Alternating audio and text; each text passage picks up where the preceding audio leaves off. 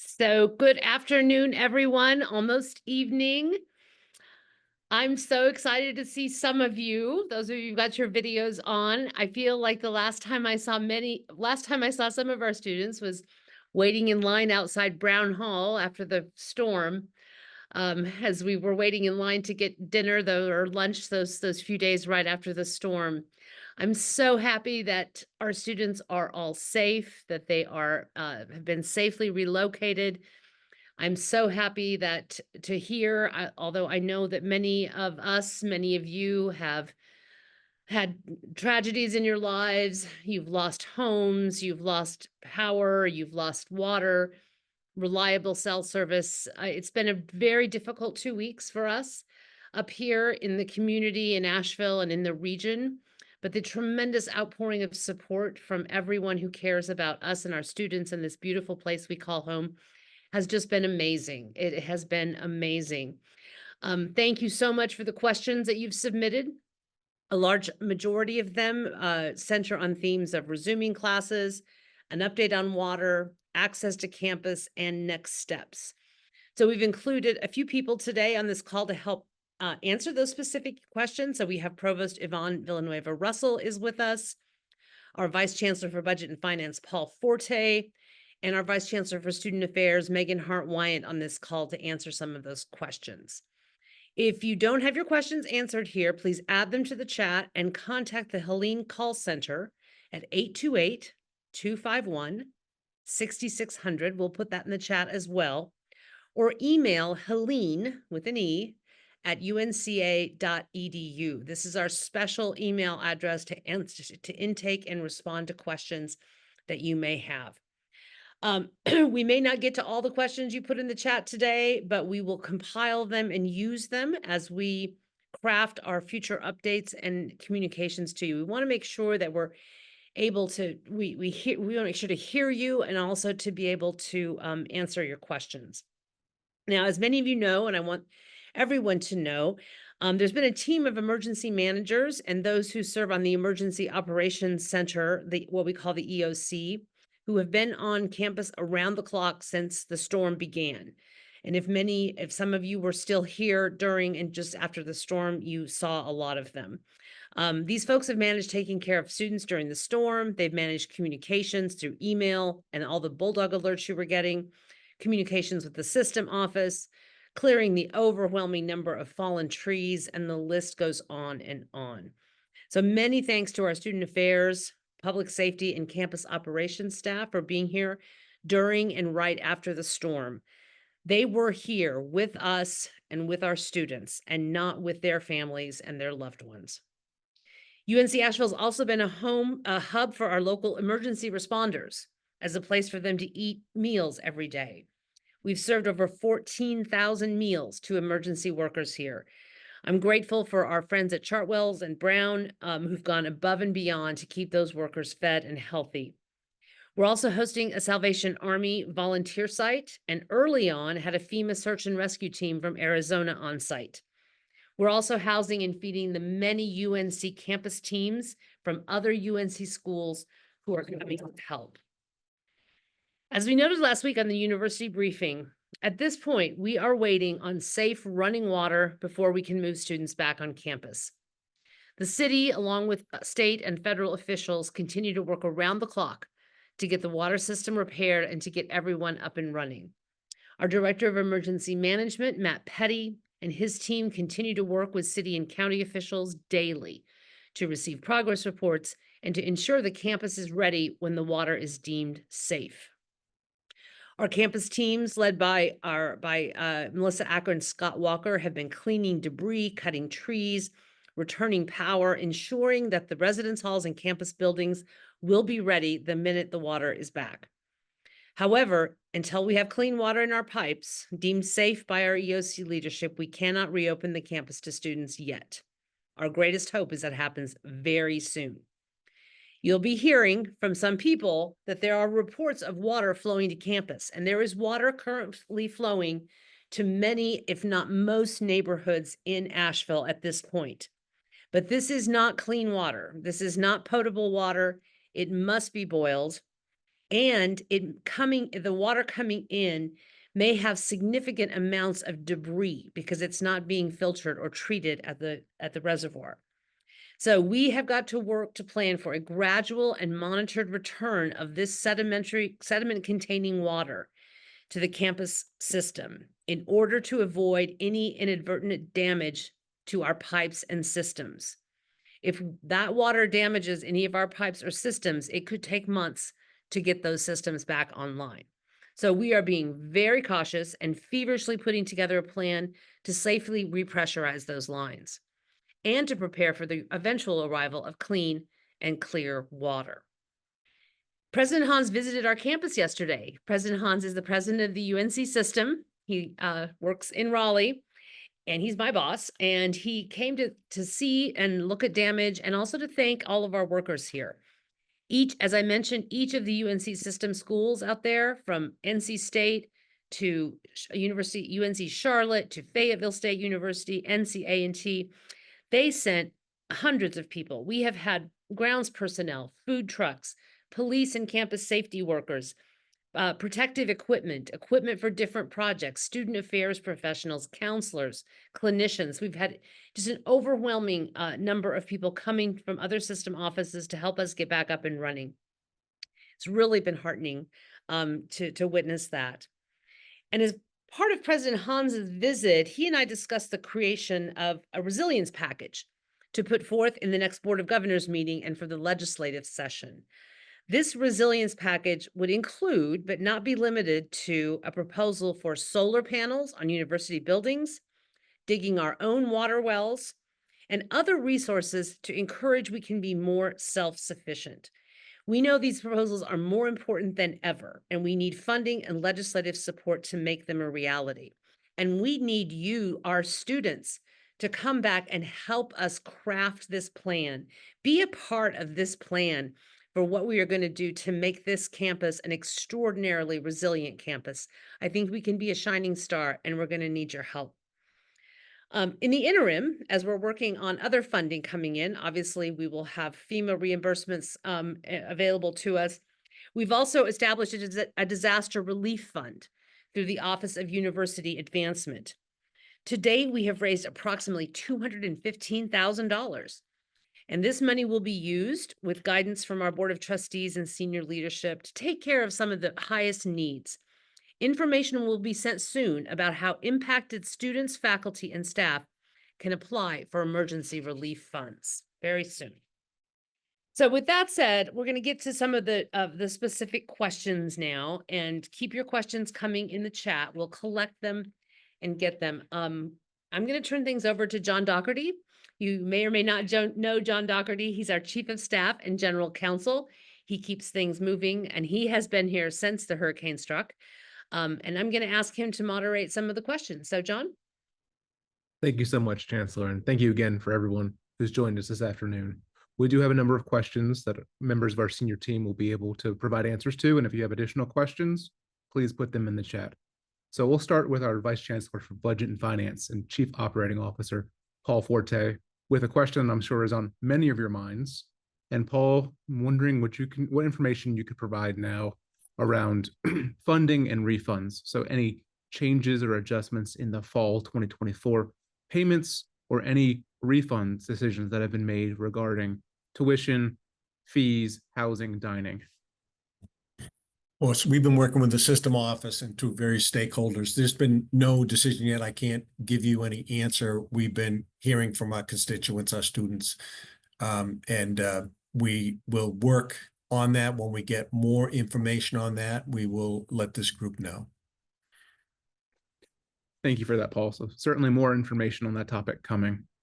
On the topic of student employment, we received some questions around student employees about their eligibility for pay for administrative leave while the university is currently closed. Could you give us more information about that, please, Paul? Sure. We're in a status called Operating System 3, which is the most restrictive in terms of letting people back on campus. And during that period, we've been given authority to pay student employees their average of what they made in previous pay periods. So we'll be paying them for those hours, even though they did not come to work. Under this condition, we're able to pay them. We have funding for that. Excellent. So students will be paid, student employees will be paid during condition 3. And how about when campus hopefully opens back up and students return to campus? Is there an expectation of students being able to resume employment then? Yeah, this is a really unprecedented time. We don't know what the operating conditions are going to be like, but we're going to strive at every way we can to be able to provide student employment. If they're on work study, they'll be awarded their work study funds. And if we can let them work remotely to the best extent possible, we're going to try to facilitate that. Excellent. That was the other question I had for you, Paul. So yes, federal work study as well. I'm hearing from you that students are being paid now as they normally would, and that as things continue, we'll look at work options, and federal work study students should get the amount allotted to them. Correct. Excellent. Thank you for that, Paul.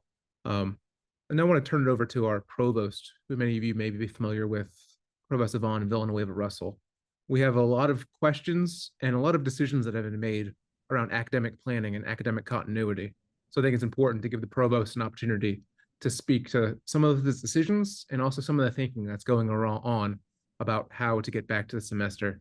So Provost Villanueva Russell, could you give us a sense of the decisions that have already been made regarding the resumption of instruction and maybe what some of that course modality and instruction looks like? Sure. Thanks for the floor. First of all, it's great to see everybody. We're so glad to hear that your students are safe. I want to report to you that all of our faculty are also safe. If they have not been in touch with your student, it's because they're in the same situation as you. They are lacking electricity and connectivity. And so while they want to reach out, they're not able to. And so as they get connected and as they get electricity, you'll begin hearing more and more from our faculty as we begin to engage in online instruction. So on October the 28th, we will resume our classes and they will be online. The Masters of Public Health and the engineering programs are both starting a little bit early, but hopefully everyone has gotten the message on the 28th. We will begin. It will be online instruction, but it will be a mix of synchronous and asynchronous instruction. So one of the sort of dictatives we've given to faculty is while they're experts and they know best on how to deliver the course, we've told them that it must be delivered with maximum flexibility, understanding that students do not have 8 hours to sit in front of a Zoom screen. Some of them need to be working. Some of them need to be helping you. Some of them are dealing with other issues. And the faculty are in the same situation as well. Some of our faculty are displaced. Some of our faculty also don't have time to be spending forever on Zoom. So it may be that a professor asks a student to show up for a class at noon when it's normally scheduled. But if for some reason your student or you can't show up for class, that lecture would be taped and then you can watch it at your leisure at another time. So PowerPoints and all class materials will be available at any time on demand for students in both a synchronous and an asynchronous environment. Excellent. Thank you, Provost. And along those lines, we had a question about accommodations being made for students without internet access or other limitations. It sounds like there will be steps taken to sort of ensure access and ensure equity there. So I'm wondering if you have anything more to say about that, but also on the topic of instruction, how you intend for instructors to make up for this missed time. Does this mean putting topics, cramming them together and spending less time on it? Does it mean extending class time? How are you tackling the issue of covering what needs to be covered?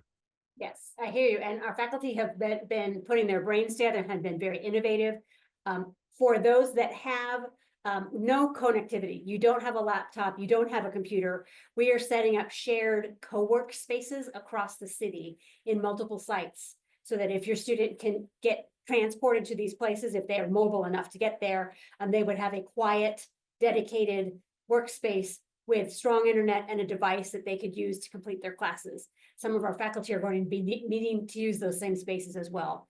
For other students that have a safe space to work, but they're lacking connectivity, they need a hotspot, or they need a laptop, or they need a tablet, or they need the materials for a key class to finish, we're going to make that available. Students will be able to come to campus to get the materials they need.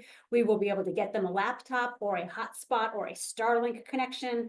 We've been meeting with the larger UNC system to access some of their resources to help our students in what they may need. In terms of what students can anticipate when they have their classes, I can guarantee you it will not be like what they experienced during COVID in high school. It is not going to be these mind-numbing lectures where somebody's just gabbing at you for an hour. We don't want to do that. I don't want to do that. I don't want you to have to listen to that. What I've asked our professors to do is to concentrate on the student learning outcomes, those objectives of what students absolutely need to master in the class before they go on to the next lesson or the next course. So in order to do that, knowing that we've missed a month of instruction, they're going to truncate that content and just focus on the highlights, the essentials. They're still going to get a quality education, but it's not going to be so overwhelming that your student is like reading 4 chapters a weekend and taking a test every day. We're going to do whatever we can to make sure that your student is going to be successful, is going to get the information that they need in a way that's digestible for them, and so that they can succeed and move on to their next classes. Excellent. And if I was a student right now, there's so much going on with the disruption of the semester. I might have a fear about my ability to get back on track and do my best. Can you give any sense of instructions or conversation you've had with faculty about how to meet students where they're at and understand the stressors that are going into their academic performance? Yeah, I've asked faculty to sort of look at their own situation. They are exactly where you are. They have children, they have childcare needs, they've got internet connectivity. Some of them are at their parents' house or their brother's house on their couch.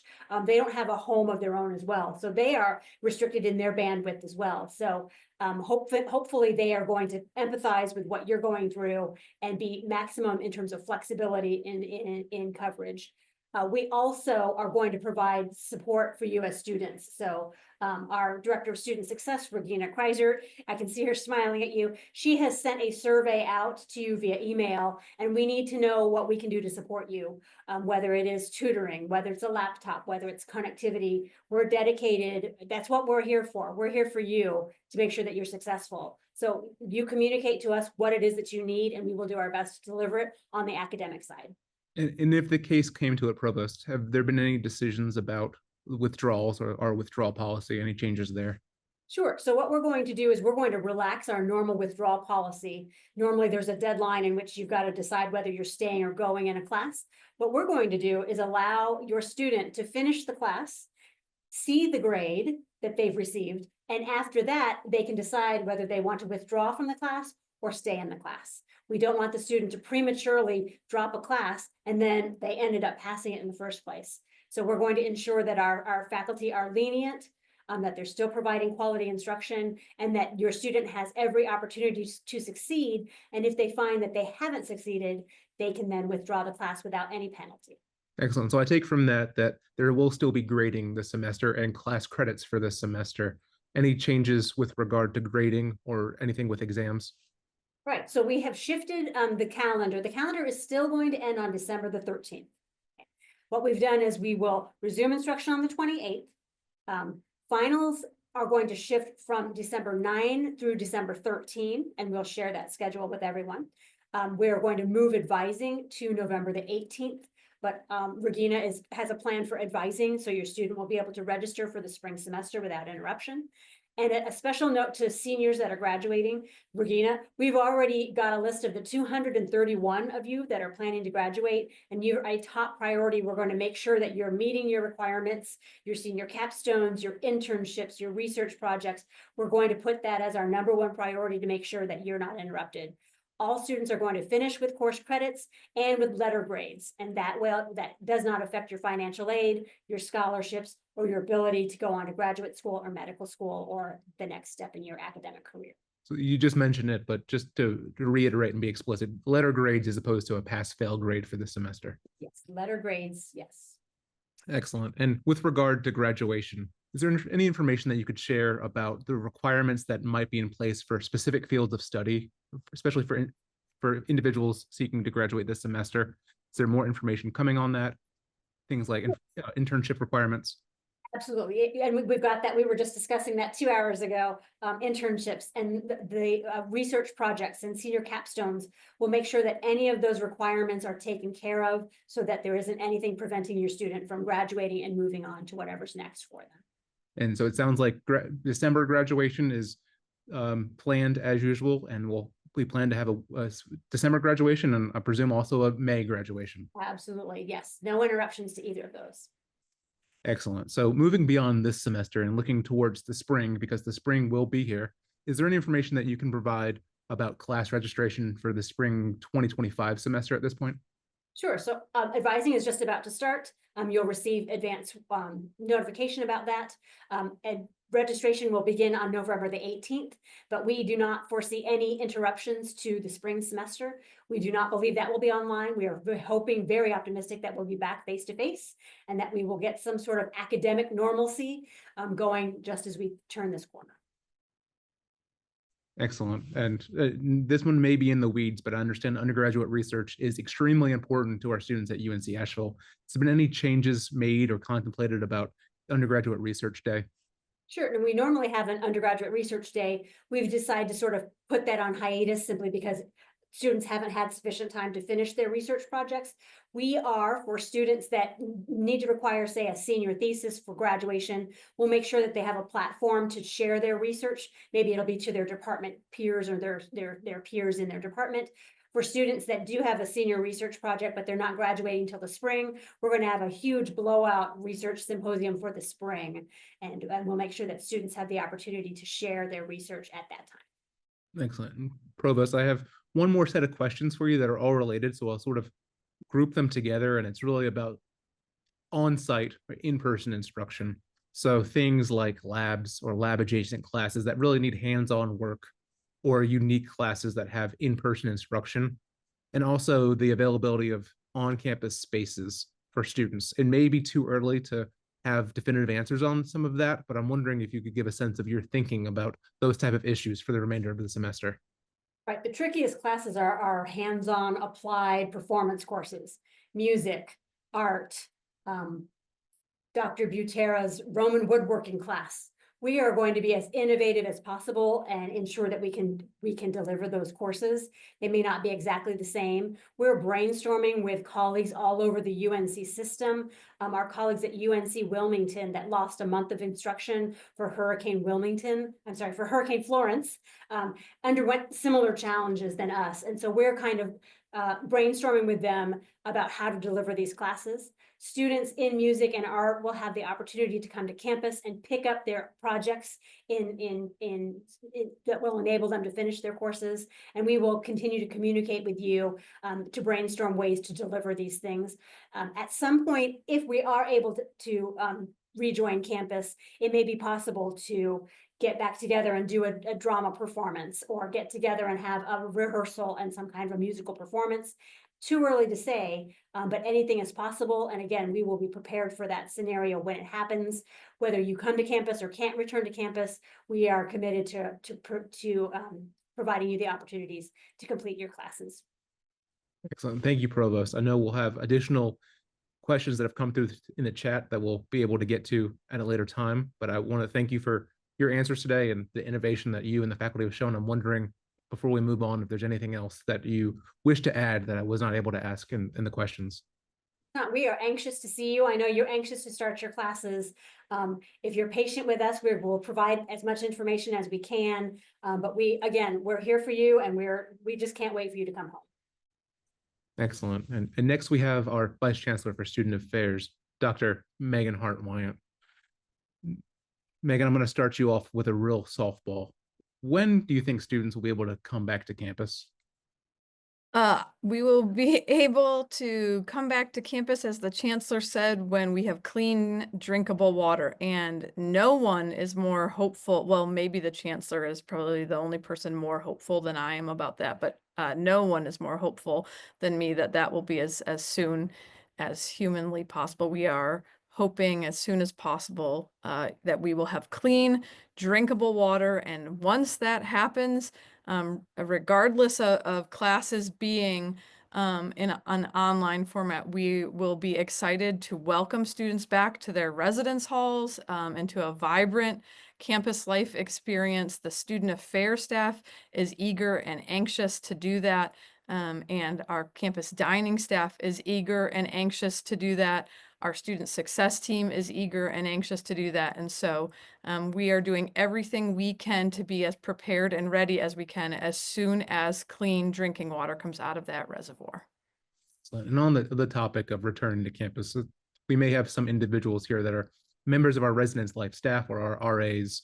there any specific or special guidance for those folks? Yeah, so our housing and residence life team has already been in contact with our RA team, and those of you that are RAs I know are also eager to get back. Um, uh, we will welcome our resident assistant team, our RA team, back to campus as we welcome the rest of our student body back to campus. If anyone has specific concerns that they're worried about, perhaps you're worried that you can't return back to campus with the change of classes, please don't hesitate to reach out to the housing and residence life team, or even me specifically, and we will make sure to work through those concerns. But we anticipate being able to welcome folks back. Excellent. And as the chancellor mentioned, we worked diligently to safely relocate students from campus, but we've received questions about the opportunity to receive housing while away from campus. Wondering if you have any information or a response to those questions today.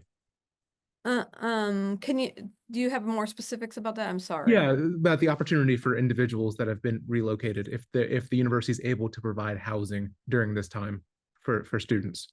Yeah, so we have been, so students who typically are housed here with us on campus, so have housing contracts, live with us residentially on campus, we have been able to relocate and find housing for at other UNC system schools. We have been able to do that. Excellent. Moving on to the return to campus issues adjacent. I know there were opportunities for students to come to campus to regain items. There may have been students that didn't get that communication, weren't able to make it, especially with the spotty connectivity. Will there be more times for students to come back to campus to gather their items? Yes, there are a few more days this week that are posted on our Helene website to come to campus for particular residence halls. But we are also planning, we haven't updated the website yet, but we are planning to open up times next week from 11 to 3 on Tuesday, Wednesday, and Thursday. Again, that will be Tuesday, Wednesday, and Thursday of next week from 11 a.m. to 3 p.m. For students to come and access residence halls if they need to access residence halls, but also if they need to get instruments, art supplies, or other academic supplies out of academic buildings, they'll be able to do that. If you run into a concern with a time and you need special kind of consideration, please reach out to our residence life email address, and we can drop that in the chat. Reach out and let us know your special concern or consideration, and we can work to the best of our ability to find an alternative time based on the buildings that you're trying to access, and so that we can make sure that we're staffed in order to do that. That's excellent. And this may be an odd one, but what about packages? You know, some students may have had things on the way and they got here while they were away. Can they also get those while they're on campus? Yes, but I have to tell you, so yes, if your package arrived pre-Helene, the mailroom will be open when you arrive for you to access it. I will tell you though, if your package did not arrive on the 26th, it's likely not here. And so, and that's not a university function, that is a function of shipping in Asheville right now. And so if you did not get a notification that your package had already arrived kind of prior to I would say the 26th, you might want to work with whomever sent it to let them know that it probably didn't arrive. I know that was the case for me at my home address with a number of packages that I was expecting. And in the optimistic, being optimistic when we do return to campus, can you give a sense of what you're expecting campus to look like? How we get back to normal as the Vice Chancellor for Student Affairs? What's in your mind for sort of resilience and rebuilding UNC Asheville as a community? Yeah, so one of the things that I know has been really impossible is that this just wasn't what any of us hoped for, right? And so there's kind of two components of that as the mom of 3 little boys who are struggling in their own way, right? Because they know that things aren't right now, that they're not in school and they know they should be in school and they want to be in school. And so we all know that we should be doing something different than we are right now.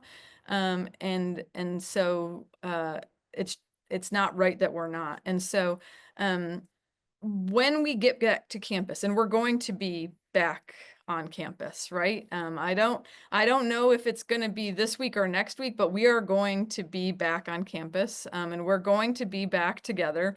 Bulldogs belong on our campus, and so that's going to happen. We're going to have the spring we imagined. We're hopefully going to have the late fall we imagined. And we are going to have the vibrant campus life experience that that our students deserve and dreamed of, and the experience that they came to UNC Asheville to have. And I know our faculty are eager to do that, despite all the challenges they personally have going on in their lives. Our staff are eager to do that, to build a kind of they've already been thinking about like block parties and the different student life experiences that we can have on campus, and the events that we were supposed to have, and the replacement for the turning of the maples, which is our huge fall tradition that should be happening literally today, right? That isn't happening. And so I'm anticipating a full and robust return to campus life. And I know that it doesn't seem like it right now, but I'm fully confident that we're going to get there. And so just know from the bottom of my heart that I'm looking forward to that. Thank you, Megan. I know we've had a number of folks join during this conversation, and there are a good deal of questions in the chat. I don't know if this was mentioned before, but we will have additional communications out to the campus, and there are persistent resources online, including an FAQ that is being updated regularly. So if you missed any of this, please be on the lookout for additional communications. We want to iterate and reiterate all of these answers. And to the questions that we did not get to today, we will certainly work on developing answers and getting those out to you as soon as possible. I want to again thank the members of our senior team that were here to provide the answers to the questions we had. And with that, I want to turn it back over to our chancellor for closing remarks. Great. Thank you so much. And thank you for all your questions. I've been watching and monitoring a little bit of the chat, and for spending your time with us this afternoon. I want to echo Dr. Hart-Wyant. It's not, many of you, I think, are maybe under the impression that we are not going to be coming back until next semester or next summer. That is not true. We are talking weeks, not months. It could be next week, it could be the week after, but things are moving much more quickly than we had anticipated. The most important thing for me to ask of you is that you and your students keep an eye on your emails. Read my updates, read the information that's being sent to you from Dr. Kreiser and Dr. Hart-Wyant's staff. Many of the questions that you're asking have been answered. We're happy to answer them again, but for your own peace of mind, we're going to try to push out as much of that information, duplicate, redundancy, etc., to make sure. But most of the communication is going to the students. So ask your student what they're receiving. Ask them to get that. And so there's a lot of things flying around now. And I think that we need to be just really super clear and make sure that we answer all your questions. So again, helene@unca.edu is our phone number. I want to assure you, I'm looking at on the quad right now. The quad looks beautiful. We had very minimal damage to the campus. We had very minimal building damage, a lot of trees down, but the campus looks wonderful. And I think that we are, the residence halls look great. All the academic buildings are clean as we could get them without a lot of running water. And everything is starting to look good. We've had a campus community member who asked about a student workday. We have students who want to come back and help us, and we will do that. As Dr. Hart-Wyant mentioned, we're going to have a lot of celebrations when we get back, because we're going to have a lot to celebrate. And the main one is your resilience and the resilience of this institution. We will get as many answers to your questions as possible as soon as we can. And I also want to thank many of you sent very kind notes in the question sections for the email invitation. I'm really grateful for your updates, and that the updates and emails have been helpful to you. That's what we've heard from many of you. And that's the goal. And for you students, I know this has been incredibly rough. You had to relocate, you had to experience the storm in many, many different ways, and some of them were extremely difficult and tragic ways. And we are standing with you, and we think about you. I think about you every single day. It's especially important during this time that we show grace and patience with each other. And that is what we are attempting to model here at UNC Asheville. That we go that extra mile to be kind and to assume the best in others, which we will continue to do for all of you. We have campus community members who have suffered unimaginable and very, very difficult losses. And all the grace that you are all showing to each other and to our students and to the impacted folks is just so much appreciated. So we're going to capture all the questions and comments in the chat, and we'll answer those. We'll have at least one more town hall meeting before we get back to campus, or in an email update in the coming days. I know the provost touched on this a little bit, but as we get students back on campus, although we will still have online courses, many of those courses are probably going to move to a hybrid format where people will be able to gather together. But we will have some students who will not be able to return for various reasons, and we'll have some faculty who have lost their homes who will not be able to teach in person this semester unless they are able to find stable housing here in Asheville. And so we will need that online option, that remote option for the rest of the semester. So please be patient about that. We are looking forward to seeing all of you again. It's been a beautiful few days up here, not much rain, which is a good thing to let everything dry out. And we can't wait to see you again. So stay warm as we move into the fall. We will see you very soon, and we'll be communicating all of those details as soon as we humanly can. So thank you and have a great evening.